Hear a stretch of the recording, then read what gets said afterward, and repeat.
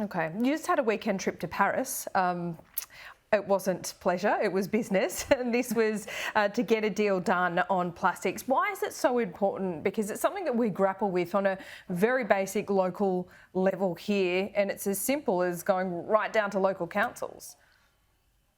Yeah, it is complicated. Australians really want to recycle. We've got different rules in every state and territory. We've got different collection systems at every council level. So we really do need to do a better job nationally.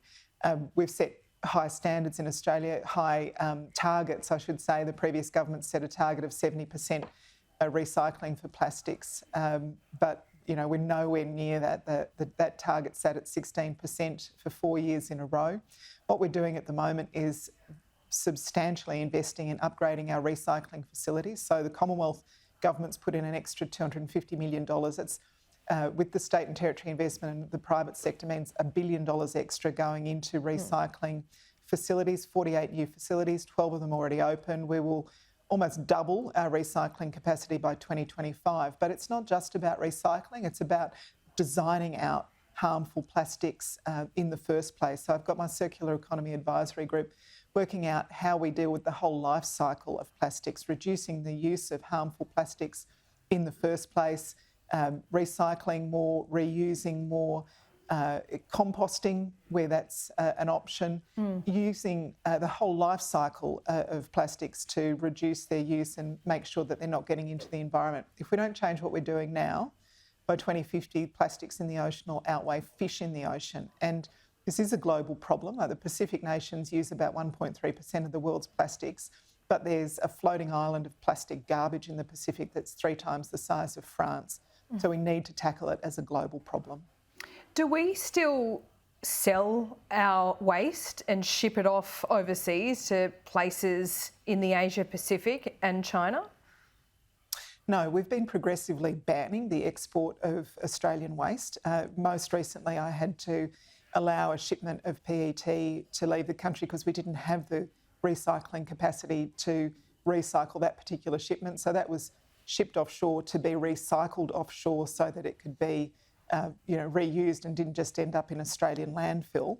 But it is important that we increase our domestic capacity so that we can handle Australia's waste here in Australia rather than relying on other countries to deal with our waste. Right, so that was certainly a problem in the past. So local councils, when it comes down to it, you're trying to make headway here, but is the honest truth is that a lot of our plastics are still just going into landfill? Yeah, it's just not good enough at the moment. We really need to do better. I've already agreed with environment ministers from the states and territories that we need to have a new approach to packaging by 2025. So we're working through the sort of regulations we need to do that by 2025. But look, we've got a really confusing system for most Australians, and it's very hard for businesses as well because different states and territories have different approaches, and even neighbouring councils have different approaches. We saw at the end of last year the collapse of RedCycle that was dealing with soft plastics. So we're investing an extra $60 million in those soft plastics and other hard to recycle plastics.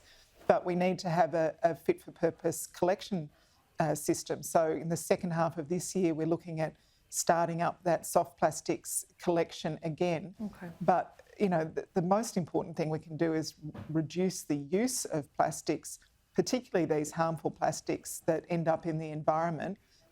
If we reduce the use in the first place, that's a much better thing to rely on than continuing to try to just increase our recycling capacity.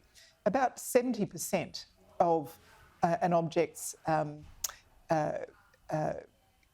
waste is decided at the design phase. We actually have to change the design of the things that we're buying so that we have less plastic, particularly less virgin plastic, used in the first place.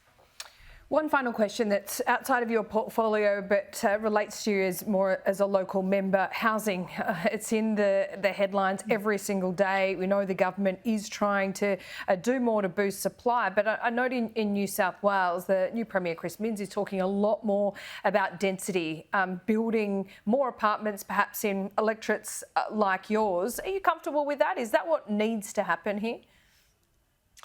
Well, my electorate is already one of the densest in Australia, and we've got places like Green Square that will see tens of thousands of new apartments built.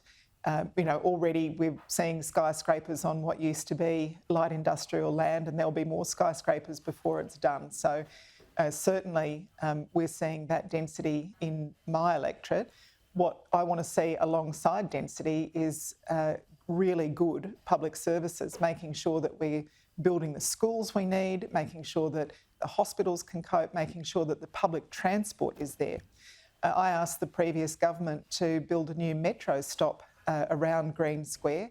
There's a new metro line going right underneath where all the new apartments are going in, and they refused to do that. So I'm hopeful that we'll continue to see investment in public transport as well to meet those needs.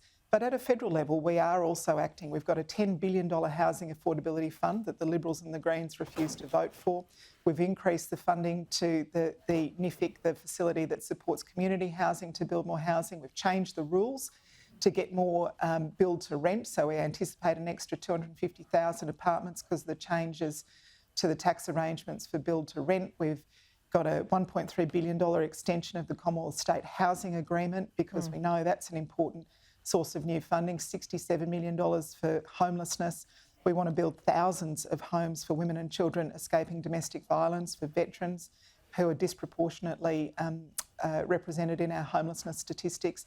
It'd be really good if the Liberals and the Nationals and the Greens would vote for the Housing Affordability Fund so we could get on and build those houses. Yeah, it's been quite a standoff, and I think it's going to continue. Yes. Minister, thank you for your time.